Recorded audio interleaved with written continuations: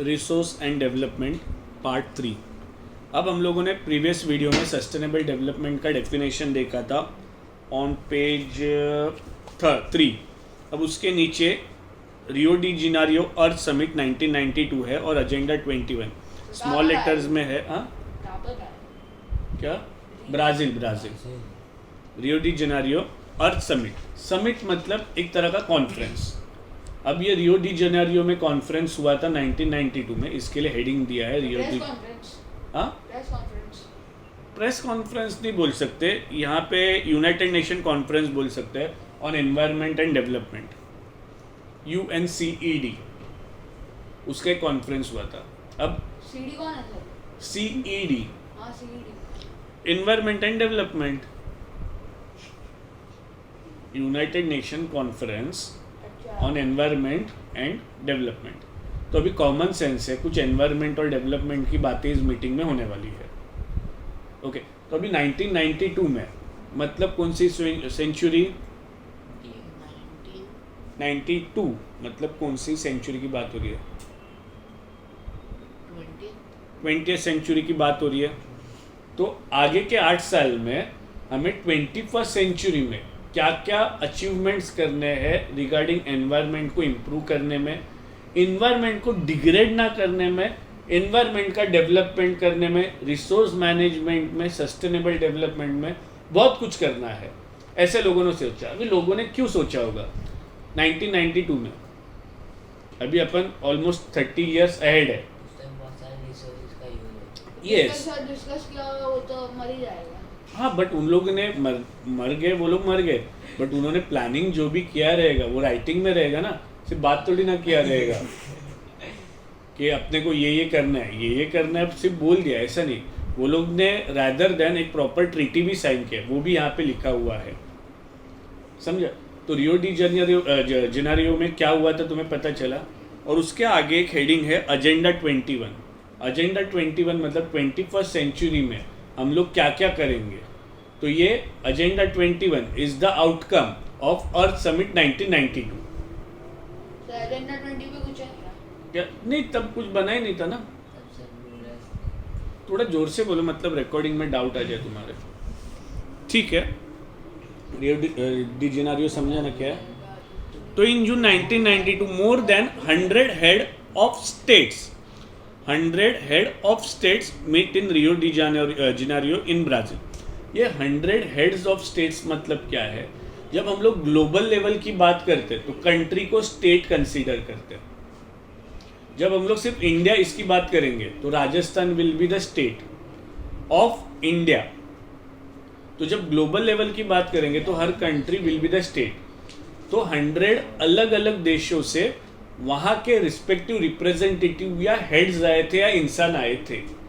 ये line relate हुई 100 heads of states. States मतलब अलग अलग 100 कंट्रीज में से 100 लोग आए थे वहाँ पे, समझा? 100 हेड ऑफ स्टेट्स का मतलब meet in Rio de Janeiro in Brazil for the first international Earth Summit. देखिए, पहली बार ऐसी कॉन्फ्रेंस हुई थी। The summit was convened means called upon. क्यों बुलाई गई थी? For addressing urgent problems of environmental protection and socio economic development at global level. Global level मतलब Tanesh? Yes, world wide. Very good, very good. The assembled leaders signed the declaration. वो लोगों ने treaty या declaration sign किया। तो पहले contract भी नहीं बोलते थे। किसको? ये ट्रीटी वगैरह होता है ना, हाँ, तो कॉन्ट्रैक्ट होता है ना वो तो। कॉन्ट्रैक्ट। अभी उन्होंने जो वर्ड डिस्कवर किए उनका उनके ऊपर ओपिनियन है। एक सिंपल एग्जांपल देता हूँ। अगर रुदरफोर्ड ने या तो जो भी साइंटिस्ट थे उन्होंने प्रोटॉन को इलेक्ट्रॉन बोलता तो आज हम लोग प्रोटॉन को इलेक्ट्रॉन बोलते हैं। ये पहले भी मैंने एग्जांपल दिया हुआ है। जो वर्ड जिसने बोला पहली बार, अभी मैग्नेटिज्म, ये मैग्नीशिया से वर्ड डेवलप हुआ है, तो जिसने उसको मैग्नेट वर्ड दिया वो मैग्नेट है। किसी ने आयन बोला होता तो मैग्नेट की प्रॉपर्टीज थोड़ी ना चेंज होती, बस नाम चेंज होता। हाँ, तो जिसने नाम दिया है वो नाम दिया है। तो कॉन्ट्रैक्ट तो पहले भी जाना पड़ेगा। तो कॉन्ट्रैक्ट अगर किसी ने नाम दिया तो उसे कॉन्ट्रैक्ट कहेंगे। डिपेंड। अभी ये तो इंग्लिश वर्ड है ट्रीटी, हिंदी में तो तह बोलते हैं। इसका बोलते हैं साइलेंट कर। साइलेंट कर. हाँ, कहाँ पे थे हम लोग? हाँ, the assembled leader signed the declaration of global climatic change and biological diversity. The Rio convention endorse मतलब सब लोगों ने ओपन सपोर्ट दिया. मैंने मीनिंग लिखा है डिक्लेयर वंस पब्लिक अप्रूवल और सपोर्ट मतलब सपोर्ट दिया. अब किसको सपोर्ट दिया? To the global forest principle and adopted agenda 21 for achieving sustainable development in the 21st century. मतलब इस लाइन से तुम्हें ये क्लियर हुआ agenda 21 was the outcome of this meeting या is of this conference.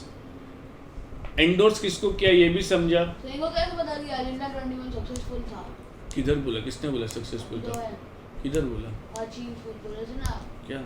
Achieve किया और लोग गए. The Rio Convention endorsed means supported the global forest principle and adopted Agenda 21 for achieving sustainable development. अच्छा, तो achieve. हाँ, तो अभी तक अचीवमेंट हुआ नहीं है. समझ में आया? अब Agenda 21 it's the outcome of Rio de Janeiro.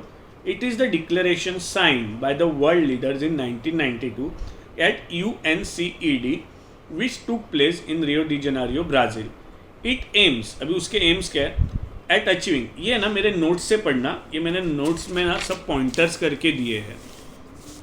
Notes में पॉइंटर मतलब ये तुम्हारा सस्टेनेबल डेवलपमेंट रियो डी जेनेरियो सब है इसमें नोट्स में. It aims at achieving global sustainable development. Global sustainable development मतलब सस्टेनेबल डेवलपमेंट मतलब रिसोर्सेज इस तरह से यूज करने के एनवायरनमेंट को हार्म ना हो और फ्यूचर जनरेशन के लिए भी रहे at global level.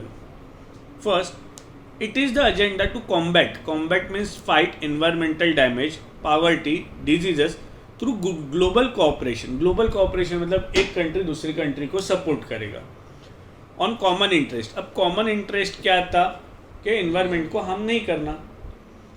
Mutual needs मतलब एक दूसरे की ज़रूरतों को समझना. एक दूसरे की ज़रूरतों को समझना मतलब अब दुबई में पेट्रोल है, हमारे पास नहीं है, तो दुबई वाला पेट्रोल हमें एक्सपोर्ट करेगा. हमारे पास बहुत सारा शुगर केन है, तो मैं शुगर केन दुबई वालों को दूंगा. एक क्या कर रहा है? एक्सप्लेनेशन पे ध्यान दे. एंड शेयर्ड रिस्पॉन्सिबिलिटी, ये मेन लाइन है, ये मेन लाइन है. अब ये लाइन क्या एक्सप्लेन करते तुम्हें पता है कि ये रूट लेवल पे होना चाहिए. रूट लेवल पे मतलब यस एकदम डीप मतलब एकदम लोकल लेवल से. ये बड़ी बड़ी बात है. अभी मोदी जाके आया, कुछ बात हो गया, सेंट्रल गवर्नमेंट में डिस्कशन हुआ, हो गया, दिल्ली में कुछ चेंजेस किए, बात खत्म. बट हर गांव में से एट लोकल गवर्नमेंट से लोकल लेवल से सबको ये एजेंडा पता होना चाहिए, उसका क्या ऑब्जेक्टिव्स है पता होना चाहिए, और वो एक्चुअल में परफॉर्म कर रहे हैं कि नहीं इस पे भी ध्यान देना चाहिए. तो ये लाइन में तुम्हें बस इतना समझना है कि एट रूट लेवल या लोकल लेवल से डेवलपमेंट करनी है, इन्वायरमेंट को हार्म होने से बचाना है, कंजर्वेशन करना है एंड सो ऑन. लाइन में पढ़ता हूँ. वन मेजर ऑब्जेक्टिव, देखो पहले मेजर है तो एनसीईआरटी वालों ने पहले ऊपर लिखना चाहिए था. लास्ट लाइन में कोई कंक्लूडिंग लाइन मेजर थिंग में ऐसे लिख सकते हैं क्या? तो one major objective of the agenda 21 is that every local government should draw its own local agenda 21. मतलब हर इंसान को लोकल लेवल पे लोकल गवर्नमेंट को या एजेंडा 21 को खड़ा रखना है. समझ में आया ये लाइन? ये कर, पॉज कर, पानी लेके आओ.